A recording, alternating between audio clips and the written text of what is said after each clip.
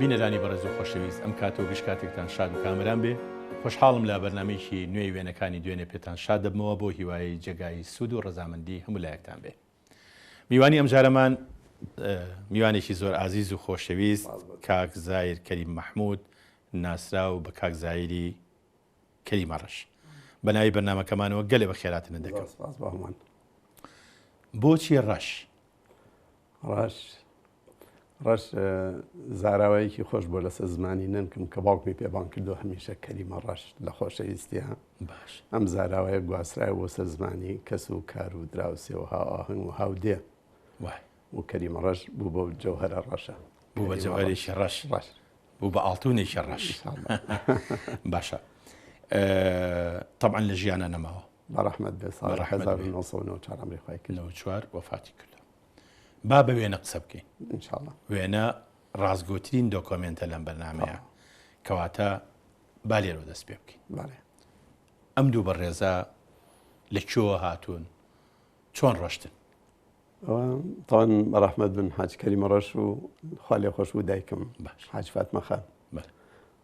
باوکم لە دایکبووی دێی مۆردکەیە لە بازیان و من هەر لە خۆشەویستی و دێ بینایەکم هەیە بەو ناوەوە ناوم ناوە و دوای تریش بەهۆی ئەوێەوە بۆم دەرکەوت کە زیاد لە مۆردکەیەکەیە لە کوردستان. ینی چەند شوێنێک هەیە ناوی مۆردکێ؟ دوو سێ دێ هەیە بە ناوی مۆردکەوە. مۆردکە بەڵێ. باش جا دایکم بە ئەسڵ خەڵکی قەڵاچۆلانە. باش وان لە سلەیمانی بە یەکتری گەیشتون و نەسیب کۆی کردوونەتەوە. لە کۆتایی سیەکانە بە یەکشاد بوون. کۆتایی سیەکان. کاک حاج کەریمە ڕەش ساڵی چەند لەدایک بووە؟ 1914 لە سەرەتای جنگی جیهانی یەکەم. ئەی حاجی فاتمە خان؟ ئەو تقریبا 10 ساڵ لە باوکم مناڵتر بوو، لەبەری 1924. هیچ چیرۆکێک لە ناو بنەماڵی ئێوە هەیە چیرۆکی بەیەکگەیشتنی ئەم دوو دڵدارە شەیدایە؟ بەس بەسەرهاتێک هەیە کە وەختی خۆی ویستانە دایکم پیشانی پیرەمێردی شاعر بن بیستە بووی کە کەریمە ڕەش ژنێکی جوانی هێناوایە و هەمیشە هەوڵەیە بیبینێ. جا دایکمە گێڕایەوە کە ڕۆژە چۆن پیرەمێرد لە ماڵی حەوشی ماڵی میرزا فەتاح بە دوای ڕای کردو دایکم دەبوون چای خۆی شاردۆتەوە پیرەمێردیش بۆ خۆشمەی و بۆ سەبەت و پێکەنین بە دوای ڕای کردو بووی دەمو چای ببینێ. هەنی هێشتووە. سەرەتا حاجی کەریم بەچیوە خەریک بووە؟ باوکم لە زیاتر لە 6 ساڵ لەمەوە پێشمە دوکانێکمان هەیە لە بەردەرکی سەرا و تاکوی بۆ بینەرانی ڕوونکەرەوە لەکووا بوو ئەوە؟ هەر بەردەرکی سەرا سەرەتای جادەی سابوونکەران سێ هەم دوکان خۆی 4 دوکان لەوێ هەن لە زۆر کۆنەوە دراوسین و تا ئێستا. یەکەمیان دەستی پێکرد بە دوکانی ئەحەدێرەی ئەگەر بیرتان بێت. دوای ئەوە دوکانی ماڵی حاج عەبدولی شمقار، ڕاستە ئەنجا دوکانی ڕەحمەتی باوکم و بە تەنیشتیشمانەوە دوکانی جەرگیس و مەتی بەڕەحمەت بن مەتیەفەنی و جەرگیسەفەنی و بە تەنیشتیانەوە کاقایرکە مەشروب بوو بە قالەی نەسیم ئەو بتاقەیە فرۆشت. ئەم لامان مەشروب بوو. دوکانی ئەمە دوکانێکی عەتاری هەمە ڕەنگ بوو. ئەنجا دوای ئەوە دوکانی قادری دیجلە بوو بەرەو سەروتر. دوای ئەوەش خەسەخێنێک بوو، چایخانەیەک بوو، پێم وابێ پیانەوە چاخانی دوو سێ ناوی گۆڕی وازان جمهوری بەڵێ ئەمەوە ئێستا بێش بیرێ بێ پێش جمهوریش لە ڕوبێنیشە بۆ ڕوبێن مەسیحی بوو، ئەویش مەشروب فرۆش بوو. ئەویش مەیە فرۆشت. بەڵێ بەرامبەریشتان باخێکی بچوو باخێ بوو. دوایی بەلەدیە کردی بە چایخانە و دەمخۆش خوێندکارانی زانکۆ و ئێمەش سەرکەوت بن کە تازە هەرزە بووین لەوێ دانیشتین. ئەو دەڤەرە دەڤەرێکی هەمیشە ئاوەدان بوو ئەو منتیقەیە و ئێستاش هەر شوێنێکی ئاوەدانە لە سلێمانیە. فەراکی پشتی شوی ماڵی حاجی مەلا مارف ناسرا بە حاجی مەلا مارفە سیسە. بەڵێ ڕاستە. ئەوان و ماڵی غەفوری ڕەشی داراغا بەڵێ. ئەو دیوی ماڵی ئێوە ئەو بەرامبەر پشتی باخەکە بوو. پشتی باخەکە جادی سابوونکەران کە ڕووی کردوتەوە مزگەوتی گەورە. ئەو ریزە ماڵی کە ئێستا لە بابڵێن لای پاسەکانی توی مەلیکۆوانە هەرو شوێنی پاسەکانی توی مەلیکی ئێستاکە و ساحەکەکات خوارتروانج نەقلاتی گۆیژە بووکەینی کاک مەحموود بوو. ماڵتان لێشوا بوو؟ ماڵی ئێمە خۆی من لە سەبوونکەران لە دایک بووم لە کۆڵانی ماڵی قازی سەر و مزگەوتەکە سەر و حەمامی شعب زۆر سەروتر لەوێ لە سەروتری حمامی شعب مزگەوتێکی مزگەوتی قازی پێڵێن سەرو مزگەوتەکە بە چەند ماڵێک ماڵی ئێمە بوو و ئێمە دراوسەی ماڵی مامۆستا محەممەد حەوێزی بووین ئەوان بۆ بەرنامەی کۆهی شریفی پەروەردە مدیری دارالمعلم بوو سەرەتایەک ماڵی عومەر عەلی ئەمین دراوسێمان ماڵی مامۆستا هونەرمەند خۆش بۆ عومەر عەلی ئەمینیش لەوێ بوون هەروەها لە سەروتران ماڵی حاجی حەمەمراوی حەڵواچی بوو باوکی دکتۆر عوسمانوان ئەوان ناو فەڕاکەیا بوون پەیوەندی نێوان حاجی کەریم و حاجی فاتمە پەیوەندێکی چۆن بوو؟ پەیوەندێکی زۆر جوانیان هەبوو. چی هەیە یادگاری بۆمان بجێڕیتەوە لەسەر ئەو پەیوەندی جوانی لە نێوانی ئەو دوو بەهشتیا بوون؟ بە چیان سەرسام بووی؟ بە چیان لە وەخت ئەتیادیا هیچ خۆشەویستێک دەرنابڕا. بەڵام کێکێکیان تایەکی لێ هەدەی کابوو بە پەپولەی باڵشکا و بەدەورە ئەوەیە چێکە لەو تایبەتی بە باوکم زیاتر دیارە هەر دایکی تۆزە بە ناڕەحەتی بینایەتە باوکم نێزانی دانیشێ نێزانی پاڵکەوێ زۆر بە دەوروبەری هەد زیاد ڕاستە. ئەمەش هەر وێنەیەکی جوانە پێ ئەچێ هەر ئەو سەیرانە بێ بەڵام کاراکتەرێک لە ناوەڕاستیانە. بەڵێ ئەوە خۆی هی سەردەمێکە من تەلەوە بووم لە جامیعە مستەنسڕیە بیرمی و سیارە بیجۆ 404 ڕقەمی 679 بۆ گە غەڵەت نەبم ڕسمەکەشمان کە گرتووە لەم دەوروبەری نزیکی شاری سلێمانی گرتومانیانە لای بناری گوێژە و شتیوە شوێنی دوور نییە. بەرهەمی ئەم ژن و مێردایەتیە لە نێوانی حاجی کەریم و حاجی فاتمە چەند مناڵن؟ ئێمە ماشەڵڵا 6 خوشک و 3 برا کاکاتە 9 مناڵ و موقعی من لە ناوڕاستی هەمویانم. یعنی لە پێش گەورەتر سێ خوشک بچووکتر برایەک گەورەتر برایە بچووکتر من لەو چقا بووم من سنتەر بووم یعنی نەخشی هێنا هیچ کاریگەری هەیە بۆ خۆشەویستی زیاتر بۆ تۆ والله ئەو ناوەندە نەمتەکیید ینی منەوەی کە زۆر فەخری پێوەکەم لە خێزانی خۆمانە تا ئێستا ڕووی نایەوە بۆ ماوەی 2 دقە خوشکە یا برایەک یا خوشکە زایەک برازایەک بۆ 2 دقە لە یەکتری عاجزی بوو بێتن یا قسەمان لە یەکتری دابڕی بێ. زۆر باشە هەمیشە زۆر بە نمونەی پەیوەندەکانمان بەڕێچوە بنەماڵی سێری باوکم دایکمانزە کەسی هەروە پێویستەکە هەمویان ڕۆح و دڵیان بەسەریەک هەروواین. من بە هیوام هەموو خێزانێکی کوردستان بەگشتی هەر بەو شێوەیە ئەمەش وێنەیەکی زۆر جوانە. ئەمانی چێن؟ ئەوە ئاخر کوڕ و ئاخر کچ باش ژیانی خۆشکم ئێستا مامۆستایە خێزانی کاگاکۆی عومەر تۆفیقا کاگاکۆی عومەری بەقاڵ ڕێزیان بۆ نێرم ئەوی کەش کاوی برامەتەوان کاوە ئەندازیارە بەڵێ ئەو کەسێک کە حالیەن لەسەر دەستی ئەم تەلاری کۆڵک پێگەیشتۆ شوێنێکی شانازی و جوانە بۆ شاری سلێمانی بەڕاستی تەلارێکی زۆر جوانە. ئێمە لێرەوە خۆشەویستی ڕێز بۆ کاوەشە نێرین. ئەم وێنێ ژوێنێکی جوانە کاراکتەرەکە کێیە و ئەو شوێنش کێیەکە؟ ئەمە کاراکتەرەکە کاگسمایلی برامە ساڵەکە ساڵی 1974 شوێنەکەش خانوویەکی پچکۆلە لە پێنجین. باش من زۆر جار کە باسی خۆشی و ناخۆشیەکرێ باسی ئەم خانۆ بۆ خەڵکە گەرمەوە. ئەم خانۆ بریتی بوو لەو حیوانە بچووکەی کە بە ڕێستەی بینی یەک ژووریش بەرامبەر بوو ژوورێکیش لەم پشتەوە بوو گرتە بوومان بەکرێ کابرای ساحێماڵ کلیلی ژوورەکەی تەسلیم نەکردوشتی خۆی تیا بوو. باش یعنی ژوورێک و ئەو حیوانەی یاوینێ. باش بەس باوەڕکە کاگاسۆ ئەوەنگە خۆش بوو هیچ ئوتێلێکی 5 ئەستێرە بە تام و لەزەتی ئەو جێگایان نەبوو. بۆ زۆر خۆش شوێنی حەوانەوە بوو. یەکەم هەست بە ئازادیەکە ساڵ 74 بوو تۆ لە چینی باسی ڕزگار لە شۆڕژ بوو. دوو بە بەرزایی پێنجونەوە بوو ئەوڕوانیە دۆڵی پێنجون بە تایبەتی و سەردەمەی کە زۆپای دادی تیاداگی سە و دووکەڵەکانی چوو بە ئاسمانە و تۆژ لەو بەرزی و سێری ئەمەگە دیمەنێکی دڵفڕێنی هەبوو بەس محتاجی مامۆستا گۆران بوو بێت وەصفی بکاینا وەصفی ئەو شوێنە لەسەر زمانی من دووبارە کاک ئیسماعیل ئێستا بەچیوە خەریکە؟ کاک ئیسماعیل تجارەتی خان و زەویشتیواکە نووسینگێ لە دوکانەکەتان نەماوە؟ دوکانەکەمان بەدەست کوڕەکەی کاک ئیسماعیلەوەیە. یعنی هەرهی خۆتانە بەڵێ هەرهی خۆمان و برازەکان دوو برازامی لەسەرن هێشتتانەتەوە بەڵێ زۆر شوێنێکی پیرۆزە ینی فەوتان و ئیتر ڕێژی ئێوەیە لە ناو شارە زۆرمان خۆش هەمووایە هەمیشە بیپارێزن بە ئیش و بێ ئیش هەفتانم سەرێن بە ئیش و بێ ئیش. ئەی ئەم دوو بەڕێزە ئەمەش دەستی ڕاست منم ئەوش کاوەی بەرزەکەیان کەواتە جەنابتی ئەوسا باڵام بەرز بێستانە ئەخەن لەم ڕسماوە دیارە بەدەست ئێمە نییە بەڵێ باشە لە مناڵیە هەڵبەتە تۆ چوویتەتە بەردووکانی باوکت و مێژووی تۆ و پەیوەندی تۆ لەگەڵ باوکت و چۆن مەسەلەن سەرەتا وانەکانی ژیان چۆن فێربووی لەم ناوچەیە لە بەردەمی دوکانی باوکە لە ناو بازارم قەت نایشارمەوە من ڕاستە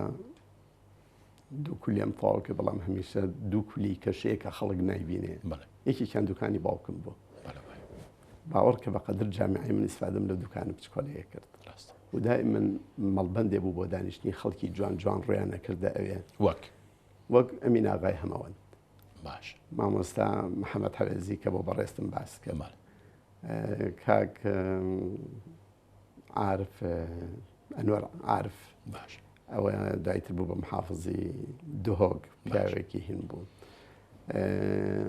ئەمین ئاغای هەمەوەند خەڵکی لەو جۆرە شخصیەتە جوانانە زۆرە هاتن باوکشم زۆر ڕێزی لێگرتن و زۆر حەزی بە دیدار و هاتنیانە کرد ڕقمی دوکانەکە گەورە نەبوو دوکانی من 14 مەتر مربع باش بەڵام مەڵبەندێکی سەقافی بوو و کە ئەوانش حوزوریانە بوو دای من باوکم پێوتنەوی کە ئەوانەیەن هیچ مەجوڵە هیچم لە تۆ ناوێت ئەمە دانیشی سەیری دەمی ئەو پیاوە جوانانە بکەیت گوێگر بەبزانە چێڵن و فعلەن ئەو ڕشتانەی دەمی ئەوان چونکە ئەزمموونێکی دوور و درێژی خۆیەتی ئەم پیاوەیە باسیەکە بەبێ پارەئیا بە تۆ زۆر عەزیم بوو کەوی گوێ بگرە ئێستا هەستەکەم بۆی وی گوێ بگرە چکە قسەکانی ئەو ڕۆژە کراوە بۆ ئەم ڕۆژار بەقەڵکە ڕاست چوویتە قوتابخانە بەڵێ چوویتە چ قوتابخانەیە من لە سەرەتای چوومە مەکتەبی جمهوری کوڕان لە سەرەتا لە ئینزباتخانەکە بوو یعنی ئەیکردە دراوسەی ماڵی کاکفایقی ساوەلی دراوسێران بوو لە کۆڵانەکە 3 ساڵی یەکەمان لێ تاو کرد باش دوایی گواستمانەوە هەر مەکتەبەکە گواستیەوە نەک من نەقڵ بووم گواستمانەوە بۆ پشتی سناعی ئێستا پشتی سەناعە مەکتەبی نەورۆز ئێستا نەورۆزە بەڵەوایە لای بەیتاڵخانە بەرامبەری بەیتەری ئێستا ئەوسا بەیتەرە لەوێیان نەبوو ئەوە دەشت بوو لە زۆرجار لە دەرسی وەرزشە وەرزەکەمان ئەو بڕامانەکە بۆ سەر گردەکە و دارێکی گەورەی لێ بوو دەستمانە لەو دایانە نیشان و دوای پێهاتینەوە خوارێ تەلەبەی ئەو مەکتەبەش دوو سنف بوو یا خەڵکی عقاری بوو یا خەڵکی ئابلاغ بوو چکە مەکتەبەکە خۆی لە سنووری ئەو دوو گەڕەکەیە بوو ڕاست ئابلاغ بەڵام وەکو جێنشینگە لێەوە دوور بوو مەسافەیەک بینێکی دەشتایە بوو لە بینی قوتابخانەکەترین مەکتەب بوو بۆ ئەوان بەڵەوایە خۆشیت بۆ عقاریش هەر بۆ ئێمەش بەڵام بینێک هەر هەبوو لە بینی قوتابخانەکەیە وەنیە ئەم وێنەیە هیچ کاتێکە کاک زایر ئەوە هەرهی مەکتەبی جمهوری کوڕانە طبعاً ئەو مەکتەبی کە باسیەکەین وا تێگەم لە پۆلی 5 یا 4 ئەو مامۆستا دەستی ڕاست ئەو مامۆستا مەجیە کە مامۆستا ناسرا بوو بە مامۆستا مەجیە خڕا باوکی کاک ئاوات و ئاوات مەجید ئەمە دەستی چە مامۆستا عەلی ئەحمەد مامۆستای وانەی کوردیە منیش ئەوەی ناوەڕاستم کە لەوحی پۆلەکەم پێیە ئەمەیان ئەو جاجار لە ماڵە بە مناڵەکانڵێڵم خۆ باوکتان بەگاڵتەوەی پێنیە غێردارە وەزیرێکی پۆلەکە بۆیە لەو حەکەی راوەتە دەستی ئەو بەڵام من جارەیانە بە تەمەڵترین تەلەبە بۆی تەشجیع بێ لە بەرێ کوڕە مامۆستا من الحەمدوللا من کوڕی مامۆستا نەبوون الحەمدوللا کوڕی مامۆستا بووم بەڵام من لە زیرەکەکان بووم لەوێ بۆ لەو حەکا لەگینا من شانەزەر مامۆستاوەکەم بەڵێ لە مناڵیە بێزگە لە کۆلێژی دووکانی حاجی کەریمە ڕەش کۆلێژەکانی ترچی بوون وێزگەکانی تری ژیانی تۆچی بوون ئەمە چییە یعنی ئەمە لەکوێ وێزگەکانی ژیانی تۆیە ئەمە هەر فترەی ئیبتیدائیە بەڵێ ئەو کوڕی تەنیشتم کراسبێکەوە کاگنەسەتی مەتێفەنیە ئەمەیان کێ ئەوە کاگنەسەتی مەتێفەنیە نەزەتی مەدیەفەین لەگەڵ ماڵی مەتێفەنی بەیمان زۆر خۆش بوو ئەوان مەسیحی و ئێمە موسڵمان بەڵام قەت بێ یەکتری جەژنمان ناکرد ینی هەمیشە لە جەژنی ئیسلامە ئەوانە هاتن بۆ پیرۆزبای جەژن بەلای ئێمە و هەمیشە لە جەژنی مەسیحەکانە باوکم بردین بۆ پیرۆزبای جەژنیان لێ بکەین ینی لەبەرەوە ئێمە ساڵی زیاد لە دوو جەژنمان هەبوو لەگەڵ مەسیحەکانی جەژنمانە کرد خۆشمان جەژنمانە کرد و بە درێژایی ئەو عمرە درێژە بینمان زۆر خۆش زۆر خۆشویستیەکی گەورە لە بینمانە بوو و من پێش باوکم باپیرم کە باوکی دایکم بوو لەو دوکانەیە بووە باوکی دایکی بەڵێ لەو دوکانەیە بووە جا دایکم ئیگەڕایەوە ئیوت ئەو زۆری خۆشەویستن بەس پارەکەی تێکەڵی دەغیلەکەی ناکردن طبیعەتی مسلمانەکەی وا ئەترسا و پارەی مەشروب بووە بێ بە مایە حرام دوایی پارەکانی یاوە بەمان بە دایکم و خاڵەکانن جامێر بە سەڵەت و باوکمانم بۆ وەکو بە پیرم ناکەی بە ئێمە نەجاتیەوە ئەی ئەم باڵا بەرزیان ئەو باڵا بەرز ناڵێم هەر منم بە مناڵی باڵام بەرز بوو ئێستاوانە ئەوە منم ئەو جل کوردێکەش کوڕێک بوو ناوی کاکشیروان بوو کوڕی کاک حەمە شەریفە بوو لەگەڵ باوکم کارێ کرد ئەی ئەمان ئەوەش کاوەیە کاکاوی براتە کاک زایر ئەم شوێنە کوێیە ئەمە ڕێی خەلەکانە ڕێی خەلەکان باڵێ بە سەفرێ باوکم هەر بردینی و گەشتێکی و منطقانی پێکردین باشە ینی سەری علااقەتکە باوکم بردوینی بەڵام نەسەتی مەتی نەسەتی مەتی فەنیشی مەسەلەن کاکسیروانی هێناوە پڕی ئەو درێت بۆ ئەو زمانە خۆشەویستیەکی زۆر ئێستا لە دەستمان چوە مەسم باوکم نەسەتی وەکو ئێمە ئابینی نەسەتیش بابرین لەگەڵ نەسەتی شەرۆک هەر وەک برازاوە مام باوکمی بینی و بۆیە گینا مناڵێک لەو عمریا بێت بۆ خەلەکان بە سەفرە کاک زاید ئەمە ژوێنەیەکی جوانی مناڵی جەنابتە ئەوەش بن و کاوەین بەس ئەو دوانی کەوساون پەیوەندیدار نین پێمانەوە بەڵکو هەر سیرکەری نەکەن و دیارە زانیانە ڕۆژە ڕۆژان لە وێنەکانی دوێنێ دەرەچن باوەڕ ناکەم بەڵام شوێنەکە کوێیە شوێنەکە سلەیمانیە بەڵێ نازانێت دەوروبەری ماڵی مامە لە گەڕێکی ساوبنکەران ماڵی مامێ ماڵی مام باوکە چەند برای هەبوو باوکم دوو برای هەبوو یەکێکیان لە خۆی گەورەتر ناوی حاجی ئەحمەد بوو لەگەڵ مامە عەبدوڵڵام کە ناسراو بوو بە عەبەی کۆلا عەبەی کۆلا بەڵێ باوکی مفید و مەجید و ئەوانە خوێندکار بوون لەگەڵ ئێمە لە سەرەتایی دەمخۆش ئەمە ژوێنەیەکی زۆر جوانە دیسانەوە هەر جەنابتی بە باڵابەرزی لە بەردەمی قەسرەکەی نووری عەلی قەسرەکەی نووری عەلیە منم لەگەڵ حاجی کایل ئێستا تەواو محامیە بەیەکەوە بووین و ویستمانە قەسرەکە دەرچێت لە پشتیشمان وەگەم لا حەزە بکەی عەربانەیەکی دوو ئەسپی تایەکی دیارە ئەگەر جەناب بیریشی بێت ئەو بینایی سەر و قەسرەکە ئوتێل خیام بوو هین نەقلیاتی خیام کە پاس و شتی لێواڕۆی بۆ بەغا تەنیشتەکەشی کەبابخانەکەی باوکی وەستاددارای عەلی جاسوسوانیە مامۆستادارای ڕەحمەتی حاجی عەلی جاسوسی ڕەحمەتی ئەو کەبابخانەکەی ئەوانە یەکەم دوکان کە نووساوە بە قەسرەکەی بەس کاک زایر پێم وابێ گەراجەکە کەوتبووە پشتی ئەو دوکانانەوە بەڵێ بەڵام دەرگاکەی بەعکسەوە دەرگاکەی بەرامبەر ماڵی دوکانی ئێمە بوو بەڵێ ئەلویا سەی بەهادینی سەی شکر و ئەوانەش دوکانی بەیاخیان هەبوو لە دەم دەواازەی نەجەواب بڵێ وەنە بوو خۆی دەواازەکە گەراجەکە گراجی گۆیژە بوو نەقلاتێکیانە بوو نەقلاتی گۆیژە تەلەفۆنەکەشم بیرە ڕقەمی تەلەفۆنەکان 280 بوو 280 گەراجەکە هی نەقلاتی گۆیژە بە تەنیشتەوە ئەو دوو دوکانەی ماڵی کاکسەی محەدینی بۆ یاخچی بوو سەی بەهادین و سەی محەدین لە ناو دەمی گەراجەکەشا دوکانێکە بوو شەحنی پاتریشتی وایە کرد ئەرمەنی بوو ناوی سەنەکەریم بوو حتا کوڕێکی هەبوو ناوی هاروت بوو ینی هاوسەنە بووەوە هاروت ئۆکردێنیشی لە سەردەمێک کە تەلەبە بوو لە جامیعەی سلەیمانی لە چەند گۆرانیەکی کوردی ئەو سەردەمەیە دیارە هاریتۆن بوو ناو ڕسمیەکەی بەس بۆ سەهلی ناو بانگەکرا هاروت وەڵا ئەوەش معلومەیەکی هاروت دوایی بوو بە مهندس بەڵێ کاک زایر ئەمەش هەر وێنەیەکی ترە بە ڕوونتر لەو شوێنە کە باسمان کرد خۆی پێچە من لە مناڵیشە بە ڕسمەکانی ئێستای بۆم دەرەکەی من ڕەنگەر عاشقی تەلار و بیناسازی بەڵام پێشم کەوت بۆیە دیارە من ئەو سەردەمەش ئەو بینایەونی عجابی ڕاکێشاوم کە حەزکەم ڕسمەکانمی لە بەردەما دەرچێت من نازانم چۆنێتی بیرکردنەوەی ماستەر پلان و ئەوانە چۆنە بەڵام بریا ئەو شتانەوەکو خۆی بمانایەتەوە جوانتر بوو والله ئەکرا بەڵام مەسن قەسڕێکی وەکومی ئەم هیچ سیمایەکی بڵێن لەو بابەتە سلەیمانیەکانی تیانە بینایەکی کۆنکرێتی مجەڕەدا ئەگە بمانێت تەقلیدی شتیوا بکەین هەموو ڕۆژێک ئەتوانین ئەمە دروستکەین یانێگە ڕۆژێ حەزکەین ئەمەمان هەبێت دەق و دەق ئێستا من هەموو ڕەنگەکانی خۆیم بیریەت بەڵام ئەخەتۆ بە کۆنکرێت حسابیەکە من بە یادگاری حسابیەکەم ئادەم خۆش من بە ئەوە نییە بە مێژوو حسابیەکەم و دڵنیاشم ئەمە 50 ساڵی تێپەڕان شەستیشی تێپەڕان بەدڵنای بەڵام ئەگەر بمێنێتەوە دای من شتێک بێنێتەوە کە مۆرکی شارەکەی زۆر پێوە بێت باش ئەگینا من بۆ ئەو سەردەمە بینایەکی مۆدرن بۆ بینایەکی کلاسیک نەبووە کاک زایری زۆربەی زۆری کوڕانی شار مەلەوان نین بەڵێ ئەی تۆ خۆی من تەسیرەوەشی فێڵم زۆر کرد کەسێکی ئستا باشە مەسباح وشت زۆر و خەڵک فێری مەلە بووە بەس لە سلەیمانی چاوگەیەکی باش نەبوو بۆ مەلە ئێمە لە منطقەیەکی وشکین تاکە منفەزکە هەبوو قەڵات چۆلان بووە دوور بۆ قیاسی جاران چکەم سیارەی نەبووە لەبەرەوە دووتوان هەبوو لەسەر دووتوانیش ئاوکەی زۆر سارد بوو هەموو کەسێ جورئەتی مەلەی دووتوانی نەبوو ئەو بۆیە مەلەوانمان کەمتیا هەیە بەڵام تۆ مەلەوانی من مەلەوانم وانە من بۆ ئاگاداریت کاگاس و بەم تەمەنەش هەفتەی جارێ بۆ حەری دوکانە پەڕمەوە بە مەلە لەم سەر بۆ هۆکارەکەی ئەوەیە کە دەرچی کۆلێژی پۆلیسی لەبێ شەر مەلەمانە کرد من پێشەوە هەر مەلە مەزانی پێشچوونی کولەی شۆرتا ئەمانە چیان ئەم ڕسمە چوار کەسین تەوان ئەمەی دەسی چەپ منم ئەمەیان ئەوە خۆمم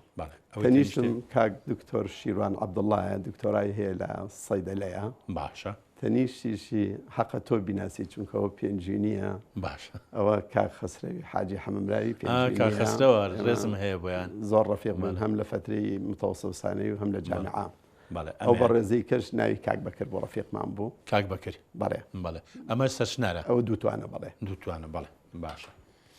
چالاکیەکانی تۆ چالاکیە لاسەفەکانی تۆ ئەو کاتە بەچیوە خەریک بووی من وەڵا من هاروهاج بووبانی شار لەبەرەوە لە هەموو بوارەکانە هەبووم ئێمە نەمانوێرە باسی ئەوە بکەین کە تۆ هاروهاج بەڵام دیارە هاروهاجیەکە پەیوەندی بە شتی جوان جوانەوە بۆ نمونە کەشافە بوویت ئەوە ساڵی 68 لە ناسریە گیراوە چوین بۆ مخێمێکی کەشفی بە سەرپەرشتی تەوان مامۆساکانمان لە هەموو مەکتەبەکان مەسەلەن مەکتەبی ئەدادی سانەوی سلەیمانی بووین مەکتەبی وەتەن بووین دارمعەلمین بووین هەمووی بە تێکەڵی بە چەند پاسێکی زۆر ئەو نێرنانە بەڵێ چوین سەفرەیەکی جنوبمان کرد حتا لە زمینی سەفرەکە بردیان بۆ ئەهوار کە عالمێکی زۆر غەریب بوو بەنسبەت ئێمە زۆر خۆش بوو لە زەتێکی سێمان بینی ئەهوارەکانی جنوبی عێراق بەڵێ ئەمەش هەر ئەو ڕۆژگارەیە یان ئەمە دوای ئەوەی بە دووسێ ساڵ ئەمە ساڵی هەفتایە لە مخەیەمی حەدبا لە مووسڵ گیراوە باشە ئەمەژانی هەر ئەمەی ناوەڕاستیان جەنابتی بەڵێ ئەو منم ئیتر وردە وردە خەری کە پۆزی باڵابەرزی و لێران نامێنێ بزەبێت بەرەو کورتی ڕۆمەوە بەرەو کورتی لە باڵایە بەرەو جوانی و بەرزی لە گەورەی لە ئاکار ڕەوشتە تەنیشتم کاک بەهرۆزە مەحافظ ئەوەی باڵابەرزەکەیان بەڵێ باشە بە وڵاتیشەوە ناوی کاک ئەمیرە یەکەم کەسیش لەم بەرەوە ئەوە برای مامۆستا ڕۆف عوسمانە ناوی کاک حەمەعەلیە بەڵێ نێرگزە جاڕی بەڵێ ئەوش کاک سەباح ڕەش ئەمەش وێنەیەکی تری جوانی خێزانیە پێم خۆشە بینەرانی بەڕێز بیبینن ئەمە حەوشی پشتۆی ماڵی باوکمە لە سەقادمەکان دانیشتوین دوانەکەی پێشەوە کاو ژیانەوەکو پێم ناسانن پێشتر تەنیشتم و خوشکێکمە ئێستا لە نەرویجەژی ناوی پەریە سەروتریش نیگاری خوشکم خێزانی کاک مستەفای شێغڕەوف ئەندازیارە لە وەزارەتی تەندروستی مدیر بەشە نیگار ئەمە ژوێنەیەکی هەرزەی جەنابتە ئەو ڕستەی من گیرا بۆ ئەوەی هەوێی پۆلی شەرشینی بە کەلۆریا لێمان داواکرا بوو کە ڕستم بەرن بۆی هەوێمان بۆ بکەن پێناسێکی بۆکەن بۆ تاقیکردنەوە بەڵێ بۆ تاقیکردنەوەی وەزاری با ئێمە هەر لە پۆلی شەشی سەرەتایی بوەستی بۆ ئەوەی پێکەوە هەردووکمان وچانێک بین دوای ئەگەڕێنەوە خۆشەویستان وچانێک و دێن و خزمەتە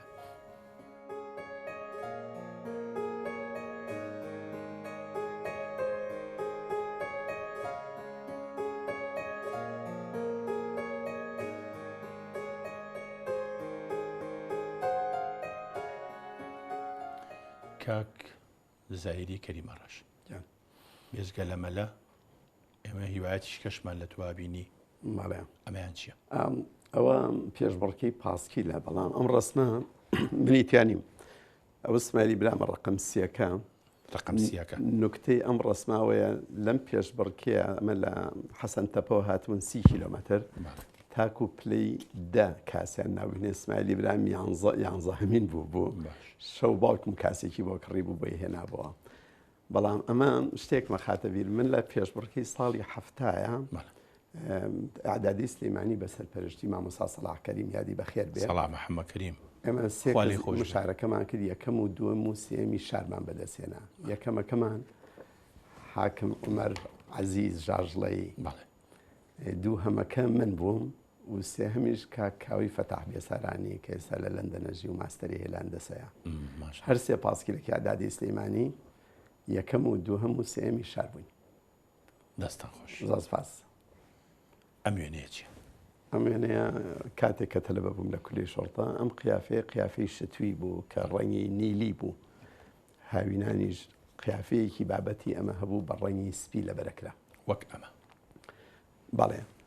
کامیان جەنابەتی ئەوەی کە کڵاوەکەی لەسەر ئەوەی کە کڵاوکەی لەسەرایان منم ئەوەی تەنیشتم پرۆفیسۆر ئەنۆر شێخەیە بەڵام کڵاوی ئەمایان دکتۆر ئەنۆر شێخەیە بەڵام کڵاوی ئەمەی تەنیشتی لەسەر ئەوەی تەنیشتمان ئەوە کاک عەبدوڵڵا محەممەد سعید خەیلانیە کە حالیان مدیر شۆڕتەی بەڕێوەبەری شۆڕتەی گشتی هەرێمە. لێرە ڕێزمانێ بۆ هەردووکیان بۆ کاک دکتۆر ئەنۆر شێخە و بۆ کاک عەبدوڵڵا ئەی ئەمەیان چێە؟ ئەوە بەڕێزێک بناوی کاک براهیم بوو وەختی خۆی لە دەورەی نواب زوڵات و شیا بوو لە بەغا خۆشمانەویست. ئەمە لەوە ناچیە کورد بێکە لەگەڵتایە ئەوە گرتومە بۆی بێنمە پیشانی دایکمی بەم دڵگران نەبێتەوەی کوڕەکەی ڕەشە پیشانی بەم ئەوە ناوی عەبدوڕەحمان ڕاشد بوو، خەڵکی زنجبار بوو. دوای تەخەڕوج بە مودەیەکی زۆر کورت هەواڵی ئەوم هەبوو بوو یەکێک لە گەورە پیاوەکانی زنجبار و وەزایفی بەرزی وەرگرتە. بەڵێ باشە. ئیتر ئەمە ڕۆژانی با بڵین کۆلێژی پۆلیسە. مش لێرە ئەو کەسانە یەکەمەکە کوڕی عەلی فەهمی قەیماق چییە ئەگە بیر بێ مدیری ئەلعابی شۆڕتەی عێراق بوو ئەمەیان. بەڵێ سوورکارێکی تایە لە سێهەم ئەوە کوڕی ئەمینی عاسیمە بوو، ناوی مەعن بوو. ئەمەی دەستی چەپ خزمی ئەحمە حەسەن بەکر بوو، ئەگە غەڵەت دەبم خۆشکەزای بوو. کامیان جەنابەتی کاک زایر من ئەوەی تۆختر دەرکەوتۆ جلەکانم خۆش و جلەکانیشە تۆزە لەوان تۆختە ئەمە ئیتر ئاگاداری قیافە هەموو ڕۆژێ و ئەوە خودەی فرووسێ سواری ئەسب پێمە لەوێ هەفتەی ڕۆژێک وانەی سواری ئەسپمان هەبوو چەند ساعاتێک گەڕۆشن ئەسب سواریمانە کرد. وانەی تری قیتالی دەست و ئەوانشتان بەڵێ ئەمە هێنە فڕقەی جۆدۆ و کاراتی کولی شۆڕتە بوو ناڵێم بزێ و بووم بەچوومە هەموو تیپەکان و تیپی دوو گۆڵی تیپی لامیشە سەرکەوتوبی ئەم وێنەیە شایەت سەرکەوتوبی. ئەمە مەلعەبی شعبی دەولی بەغایە باشە یاریەکمان برد ئەمە جەنابەتی متەقەدم بەڵێ ئەوەی کاسەکەمایەتی عەمیدی کولی شۆڕتەیە ڕاگری کۆلێژی پۆلیسی بەغدای ئەو کاتە بەڵێ دەورەی 28 تەوان. بڵێ ئەمە دەورەی 28 ئەمە دەورەی 28 بەکاملی بەڵێ. باش ئیتر بووی بە ئەفسەر بەڵێ ئەفسەری پۆلیس. بەڵێ چەند ساڵ ئەفسەریت کرد؟ کاری من لە ساڵ و هەفتە نەبوو بڵێ چەند ڕۆژ. باشە من کە چەند ڕۆژ ئاوامایتەوە؟ من کە تەخەڕوجم کرد لە مانگی 4 تەخەڕوجم کرد حوتی 4 1974 یەکسەر التحاقم کرد بە پێشمەرگەوە و چوومە هێزی ئەزمەڕ لەبەرەوەی 7 ڕۆژ زابط بووم و فریای مەعاش وەرگرتن نەکەوت. ینی نانی لێ نەخوارد؟ نانم لێ نەخوارد بەڵێ کردم بە قوربانی بووی بە کوردستان بووی بە پێشمەرگە. بوومە پێشمەرگە. ئەمە ئەو ڕۆژگاریە کە بووی بە پێشمەرگە؟ ئەوە ڕسمێکە لە سەرپردەکەی سێستای گرتومانە لە ساڵی 74 باشە. ئەوەی تەنیشتم مامۆستایەکی بەڕێز بوو بە ناوی مامۆستا نەجات حەسەن خەڵکی شۆراوە. بەڵێ خەبەریشم هەیە تا ئێستا ڕەبەنە تەسلیم نەبۆ ژنی نهێناوە. شتا ڕەبەنە من ناڵم خۆزگەمان بەخۆی بۆی کێشەمان بۆ دروست نەبێ. ئەمەش هەر ئەو ڕۆژگارەیە کە لە بێ دوای ئەفسەری دوای ئەوەی کە هەفتەیەک بووی بە ئەفسەر ئەلێرا بە بەرگی نیشتیمانی حەزکەم قسەیە بکەم. من تەوان پێشمەرگایەتیم کردووە زۆر فەخری پێوەکەم ئێستا ژەگەر سلەیمانی پێویستی بە پاراستن هەبێ و پێویستی بە پێشمەرگە هەبێ 10 کەسیان بێ من یەکێکم لە دەکەم. بەڵام لە عینەن وەختیشە شانازیەکەم من حیزبایەتیم نەکردەوە خۆزگەم کورد حیزبایەتی نەکردایە و هەر کوردایەتی مام کردایە زۆر شت هەبوو لە کیسمان چوو بەوەی حیزبایەتەوە هەڵبەت لە کیسمان ناچوو. باشە ئەمە ژوێنەیەکی جوانە کامیان جەنابەتی و ئەم تیپە کوێ؟ ئەوەی کە دانیشتو ئەم تیپی هەڵبژاردەی بەڵێ ئامادەی سلەیمانیە ئەوەی تۆپەکەی پێ منم. وێنەیەکی تر هەیە خولەک لە دوای خولەک ئێمە بەهرەتی ئابینین. ئەمە کوڕانی گەڕکن یان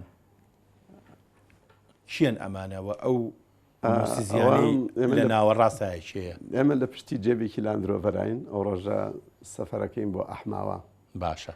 چوین بە دوای کاک بڵێسەی ساحب قڕانە بۆی ئەویش ئینزیمام کە ئەو بە ڕێزەی کە تەپڵەکەی پێ و کاک فاروقی مەلاکەریم ئێستا لە لەندەنەژی ئەم پیاوە بەڵەوەی تەپڵەکەی پێەیە. باشە لە پشت ئەوە کاگازات حسێنی مەلا ئەحمەی چوارتان ئەمەیان کاگازات پشتی فاروق پشتی تەپڵەکە ئەمە ئەوەی ئەو کوردنێک لیان منم ئەمەیان باڵێ ئەوەی تەنیژ من کاگەمالی شێغەحمەیە شێغەحمی عتار تەنیشتی ئەویش مامۆستا بەهادینە لای خۆمان بۆ خۆشەویستی پێڵین بەهادینە چاوشین کاک بادینە چاوشین باڵێ شوێنەکە کوێیە کاک شوێنەکە بەردەمی ماڵی کاک لەسەی ساحب قڕان بوو نزیک یعنی ئێوە هەل لە بیدایەت و ئاواداتان مەزراندە بوو پێشەوەی بڕۆن دەست خۆش وێنەیەک داڵەوە بۆ داڵ حسێب بوو چەند ساڵ شوانیت کردووە چەند ساڵ شوانیم کردو بەڵێ لەمە دواییکەم لەمە دوای من هەرمیشتە شوانی مناڵەکانم بووم ئەمە شوێنەیەکی جوانە بەڵام لێرا تۆ شوانەکەی ئادەم خۆش لەبەرەوەی جڵەوگیری ئەو ئاژەڵانە جەنابتی خۆی شەماڵسایی بەڵێ مەڕوانە شوانم شەوغەم لەبەرە لەژێر ئەم چاوغەیە دانی گەوهرە بەڵێ ئەوە منطقەی ڕەواندزە لای مجەمەعی پانک مجەمەعی پانکی سیاحی باشە بەڵێ پرسیارێک تۆ فەرمووت دوو کۆلێژ و بێزگە لە کۆلێژی ناوبازار دوو کۆلێژ کۆلێژی پۆلیس و کولێجی ئیدارە ڕۆخسادی جامعی موسڵسڕەیە ئەمە هی ئەو سەردەمەیە ئادەم خۆش بەڵێ طبعاً ئەمە ئەو نەخشەی پشتمانەوە ئەوخۆی هەموو ڕەمزەکانی باسییان نووسراوە لە جامعی موسڵسڕێ لە حڕی اشتراکیە و بە دەوری شابەی تارەکە ئومە عەرەبیە واحدە کردیانە بە چ نەقشێک و دایان ناوە لەم وێنەیە ئەوەی کە دانیشتووە لە سەر تەرەفەکەەوە نەخێر بە عکسی ئەوە بەڵێ ئەوە منم ئەوە جەنابتی بەس بە فەرقی یەکێگەوی کە دانیشتووە ئەوە دکتۆر مەهدی محسن علاقە دکتۆر مەهدی ئێستا مدیر مەکتەبی عەبادیەن سەرۆکی وەزیرانی ئێستای عێراق ئەم دکتۆرای هێنا لە ئەحسایە و خۆشی پیاوێکی بە فعلی شایستەیە من و ئەو زۆر ڕەفیق بووین هەر لەو کاتەوە تا ئەمڕۆ نەپچڕاوین لە یەکتری بەڵێ وێنەکەی ساڵی چەنە هینی ساڵی هەفتاحوتە تەسەڕەکەم ساڵی بەرای گیرابێت دوایی کاکزایری کەریمە ڕەشت دوای کۆلێژی ئابووری بەڵێ کارژێڕووی ئابووری چیتە کوێ من کە دەرچووم پلەکەم بەرز بوو لەبەرەوە تاعینیان کردم بە مدەڕز مساعد لە مەحەدی ئیداری سلێمانی ئەمە وێنەی و کاتەیە دەستخۆش وەنیە ئەوە سیانمان مامۆستاین کە یەکێکیان بریتە لە کاک بەزاد ئێستا مامۆستای ئەمە دکتۆر بەزادی عەلی ڕەشیدە مامۆستای لە جامعی ئەمریکا کە وەختی حاضراوزانم مەسئولەتیشی هەیە مەسئولێت بە شوشتی وایە تەنیشتەکەی منم ناوەڕاستن بەڵێ مامۆستا هیلال ئیدریسە خەڵکی بەغایە ئەم شوێنی دکتۆرای هەیە لە اقتصادا شوێنەکەش حوشی مەحەدی فەنی سلەیمانیە لە گەڕێکی ئازادی لە ئەو کاتە لە خانۆقڕەکان بوو ئەی ئەم کچۆڵانێکی ئەوانە تەلەبەنەوەی ئەویان هونەرمەندە فۆتۆگرافەر ئێستا لەڤێر ناشی تانیاخانی کچی کاگە غەفوری ڕەشی داراغا خوشکی کاک زەردەشت خوشکی دکتۆر زاگرۆس و ئەوان دەم خۆش بەڵێ ئەوەی تەنیشیشی ئەمەیان ناوی مەهاباد خان بوو تەلەبە بوو ئامۆزاژنی کاک بەزات ینی بەڵێ هەر خزمی خۆشیانە ئەوەی ئەو سەری سووریا خان بوو کچی حاجی تایر حاجی القاربەک دەم خۆش خان بەڵێ خوشکی کاکە جاسم و کاک جاسموانە لێرەوە ڕێزیان بۆ نێرین تەلەبیەکەیان ئەوەندە سۆزت بۆ خوێندن هەیە دوو کۆلێژ و چەند کۆلێژێکی دنیا و بە هەرچەنە کاتی ئەموێنەیە نییە بەڵام بە سەری بەفرانبارەوە دیسانەوە چیتۆ حزوری مامۆستاکان و دیسانەوە چیتە تۆ قوتابخانە چیرۆکەکەی چیە بۆی خۆشەویستیە بنوێنین بەرامبەر ئەو مامۆستایانی کە هەیە و بیشی کەین بە ئاماژەیەک بۆ گەنجی ئێستا کە پەیوەندی بینی مامۆستا و تەلەڤی جاران چەند ڕێز و خۆشەویستی تیا هەبووە من ئیمساڵ توانیم لەگەڵ برایەکی بەڕێز دکتۆر محەممەد تاهر کە 25 تەلەبە لە ڕەفیقەکانی ساڵی 71مان کۆکەینەوە لە پۆلی 6 بەیەکەوە بووین لەگەڵ 11 لەو مامۆستا بەڕێزانە و چوشینەوە سەردانی مەکتەبی ئامادەی سلەیمانیمان کرد چوونە ناو پۆلیش ناو پۆل چوینە مختبەری فیزیا دوایی هەموو کۆبینەوە بۆ نان خواردنێکی نیوەڕۆ و تاکو ئێوارە بەیەکەوە بووین و گەڵمان بەسەر کردو زۆر لەزەتمان بینی پەیوەندیەکە نەگۆڕابوو زۆر خۆش بوو ئەوان هەر مامۆستا ئێوە هەر خوێندکار زۆر خۆشتر بوو لە جاران زۆر مامۆستامەتر بوو و مامۆستاکان یەک بێک بە چوین بە دوایانە کۆمانکردنەوە هێنامانن کاک زایر تۆ قەت لە ژیان تا دوای کڵای بابرد و کەوتوی ئەزانم باسی ڕستماکە زۆر کڵای بابردن و بەردی بابردووە بەس وێنەکە لەوە چیە کڵاو بێ بەردە ئەو بەردە هەڵیراوە بەس حەزەکەم باسیەوە بکەم ئەو شوێنە جوانە وڵاتەکەی خۆمانە تەوانەوە دوکانە بۆ هەموو جوانی کە بەڕێستی بینی ڕاست دەست کاگاسە من حەزم کرد یەک ئاماژە بە شتێ بم بەڕێز پەڕانمان ئەویش ئەی کۆتایی ژیانی مامۆستاییم چۆن هات ئەش باس نییە بەسەر مناتیە پڕی کرد وانە تۆ خود بۆ مەشوری کە هیچی بەسەرات جوانی کوردستان کردم زۆرم حەزە کرد ئەو وێنەیە من ساڵی هەشتاویە کە مەحەد و جامعە گواسرایەوە لە سلەیمانی من اعتسامم کرد من تاکە مامۆستام لە مەحەد و جامعە کە خۆم نهایی دەم قەرارەکە و ئیستیقالەم تەقدیم کرد لە ئیستیقالەکەشمان ینی ڕئیسی مؤسسە نردی بە دوامایی معتیفەنی بزانێ مامۆسای بۆ دەستە کێشێتەوە لە وەختێکە مۆزیفەکەم زۆر مغری بوو ینی ئەو نیوێکی مەعاشەکەم بەس مقەساتی میهەنی و تەفەڕۆ و تەدریس و زۆر مەعاشم باش بوو وتی بۆ هینەکە ئیستیقالاکەی پێم وت لەبەرەوەی من زۆر نییە کە تەخەڕوجم کردو حەزنێ جاریکە بگەڕێم و بۆ حیاتی زگورتایەتی و تەنهایی وتی هەرەوەنگا کەوای پێوتم دڵم پڕ بۆ بەڕاستی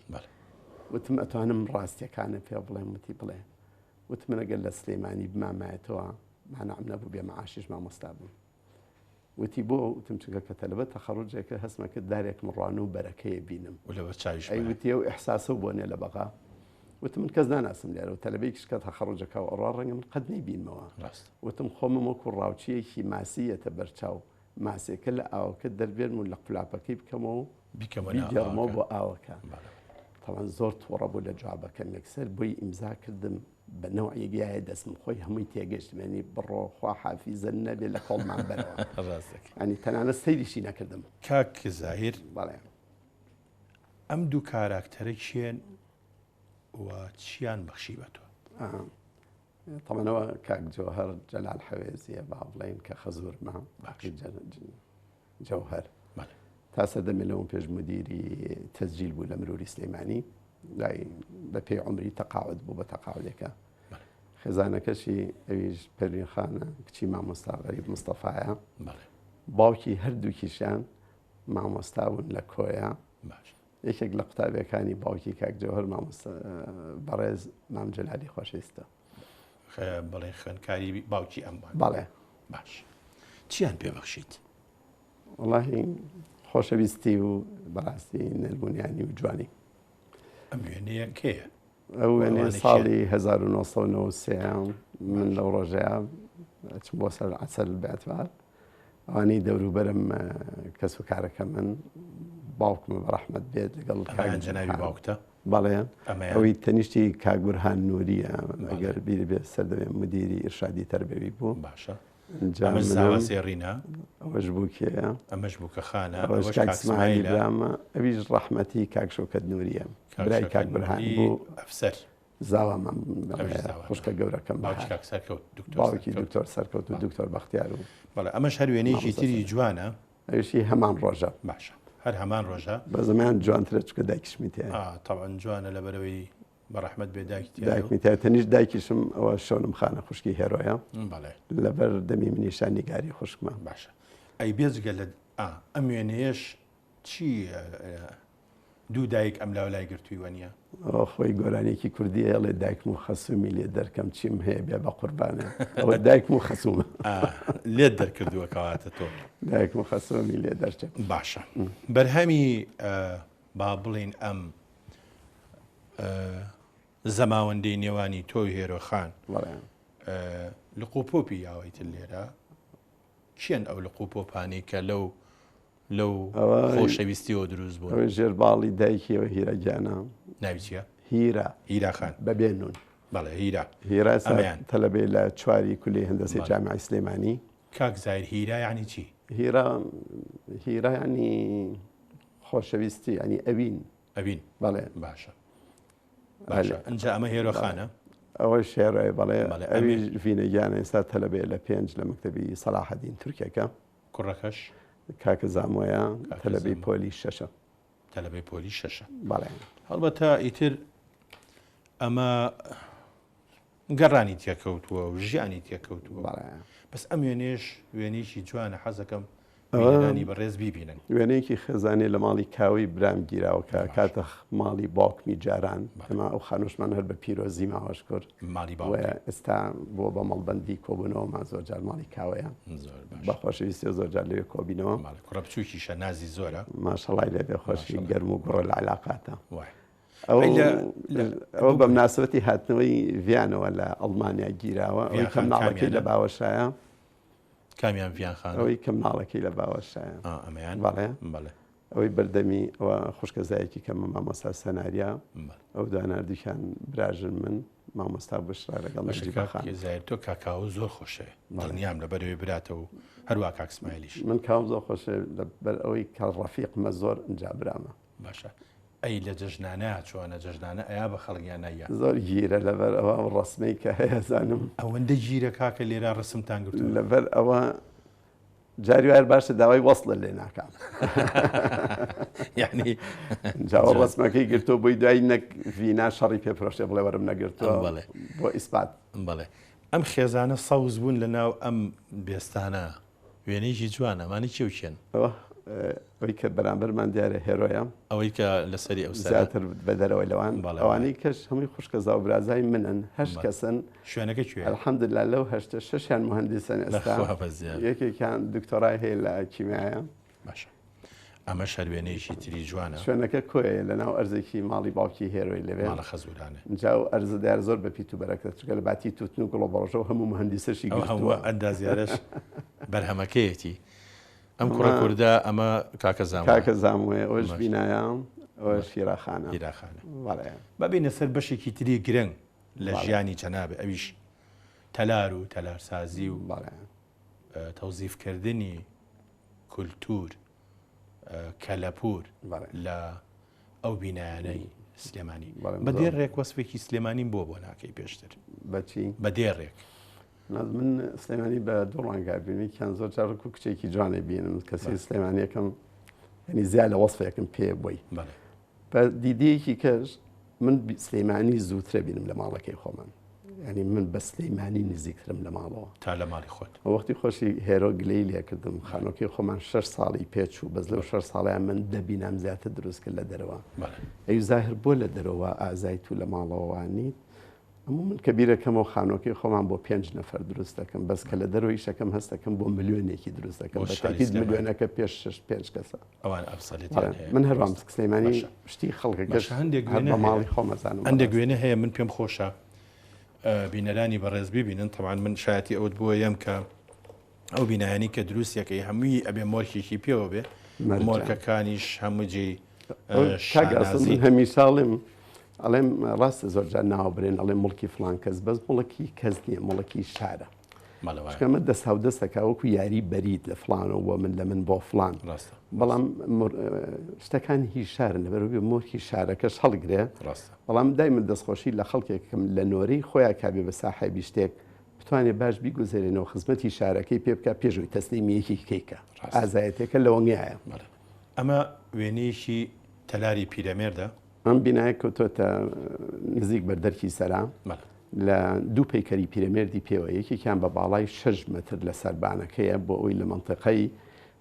بە حەوشی سەرا و بەردەمی سینەماکان و مزگەوتی گەورە و کتێب فرۆشەکان و لە هەموویەوە دیار بێت ئەوە 6 متر باڵایەتی هینێک پەیکەرێکی کەس هەیە ئەوەیانە بەڵێ ئەوە لە نزمیتر دانراوە بۆی خەڵکی ناوچەکە کە ئەڕۆن بە بەردەمیا بڕۆن و بە بەرزیەوە تێی بڕوانن ئەمەیان لە بەرزی 3 متر بە گۆشەنیگای 3 متر بەیان بە گۆشەنیگایەکی دوورتر لە بەرەوەی زۆر دوورە بۆی لە منتقە دوورەکانەوە ببیندێت ئینجا لە هەمان بینایە هەشت شخصێتی جوان بەسەر کراونەتەوەکو شاکر فەتاح و مستەفا سایب و مەسعود محەممەد و مەلای گەورەی کۆیە و مامۆستا مەلا عەبدولکەریمی مدەڕس و شێ محەممەی خاڵ 8 شخصێت بەسەر کراونەوە بە دەست و خەتی مامۆستا ڕۆف حەسەنی ڕەسام و کاخەسرە و ئیسماعیل و لە هەمان بینایە شوێنی 8 وێنەی کەم کردوێتەوە کە ئینشاڵا بکرێت کولی یەکێکیان بەڕووبەری 5 متر و نیو تەواوکەری ئەم پرۆژە هونەریە بێ. زۆر باش. ئەمەش هەر ئاپارتمانێکی ترە تەلارێکە نزیکی مزگەوتی گەورەیە بە ناوی فریشتە بەستۆکان ئاماژە بۆ چنار و هێمن ئەو دوو مناڵە گەرمیانی کە لە شانێری ڕقبوونەوە لە ڕێی مەکتەب کەلیمەی فریشتە بەستەکان قەزدم ئەو دوو فریشتێن کە لە ڕێی مەکتەب بەستنی. ئەمەش هەر ئەپارتمانێکی ترە لە شەقامی ئەمە لە شەقامی مەولەویە تەلارێکمان هەیە بە ناوی تەلاری مەولەوی ئەم پەیکەری مەولەوی بەوێەوەیەوە ئەوە کاری هونەرمەند عومەر جەمیلە کاک عەبدوڵای مهەندیس هاوکارم بوو لە جێبەجێکردنی ئەم کارەیە. ئەمە شەروێنێکی جوانە ئەمەش هەر ئەم بینایە ڕوبەڕووی بینایی پیرەمێردە و لە ناویە 6 پەندی پیرەمێرد نووسراوەتەوەی هەچی ڕێوارە بینی ئیسادێ لە پەندەکە بکات زائیدەن شعرێک کە 70 ساڵ لەمەوە پێشوتراوە و کەی خوێنی تەوازانی دوێنێ شەو پیرەمێردی نەمرزین و بۆ ئەمڕۆی وتووە. ڕاستە حەزەکەم هەموو کەسێک لە سلێمانی ئەو شتە ببینێ و بیخوێنێتەوە بۆ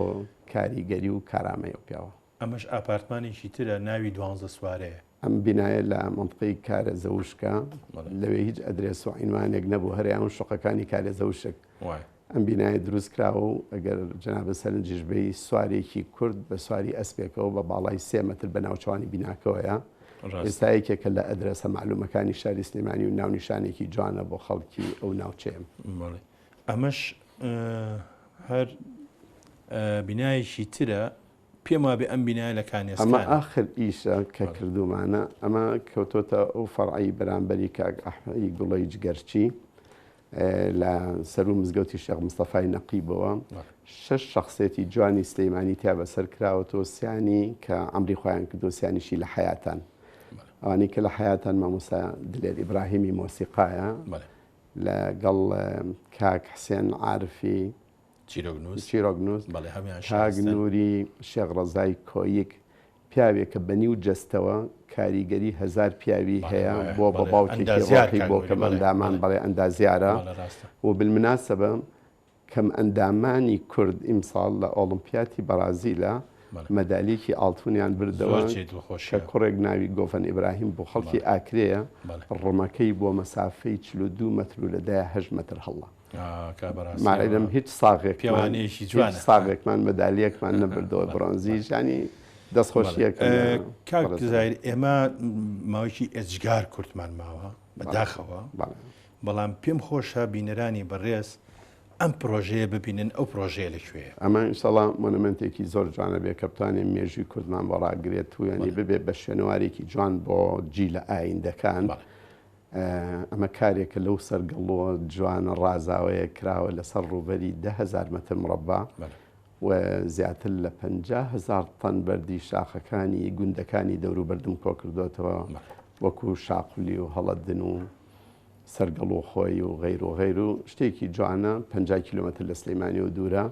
هیوادارم هەموو خەڵکی سلەیمانی بیبینن بۆی بیرۆکەکەم دەوڵەمەندکەن هاوکاریم بکەن بە فکری باش بە ڕێنمایی باش و من بتوانم بچووکی هەموو لای بکەم و پرۆژەکە بەرەو پێشتر بەرم و بیکەین بە مێژوویەک بۆ کورد. خەرمان بەرەکەت دەستەکانی خۆش بێ. سپاس بۆ بەڕێز. ئێمە هیچمان نەماوە تەنیا یەک گوێ نەماوە بکەین بە دواوێنەی جەنابێ لەم بەرنامەیە. پێشەوەشی جەنابی ئێرە بەجێ بێڵی من پێم خۆشە پێکەوە وێنە بگرین بۆی کاکەزانوابی کابوێنەکانی دوێنێ. سپاس بۆ بەڕێز. ئەم وێنەیە ئەکەین بە دواوێنە ئەمە کوێیە؟ سیبیریایە سویسرایە؟ زۆر جار ئاوا دایمن لە ماڵەوەمان بە گەورەی هەیە کە میوانێک یا پرسیڵە لەکوێ گرتوتانە زانن ئێمە من زۆر سەفەر بە مناڵەکانم بکەم هەم بۆی چاویان بکەمەوە هەم بۆی سلەیمانیان زۆر لاخۆشەویستن بەیەختان هەژ ویلایەتی ئەمریکیم بردوون هەمویان و هەموو ئەوروپان بردوون بەس بۆی بە حەزەوە بە تامەزرۆ سلەیمانیان خۆش بێ و کوردستانیان خۆش بێ بزانن کە وڵاتی خۆمان وڵاتێکی پڕبایەخە. جا زۆرجار کە سری و ڕسماکرێت تەسەوڕەکەن لە دەرەوە گرتێتمان ئەو بناری گۆیژە ڕازاوی خۆمانە تەوان لە ڕۆژێکی بەفرا لە هەموو نەمسا و سویسرا و باقەکەی نابێ بیژمێرە لە هەمووی جوانترە و پیرۆسترە. ئێمە لە کۆتایە زۆر سپاس کاکەسی جەنابێکم زۆر سپاس بۆ بەڕێزێ. خۆشەویستان تا بەرنامەیەکی تر و کەساتێکی تر خواتان.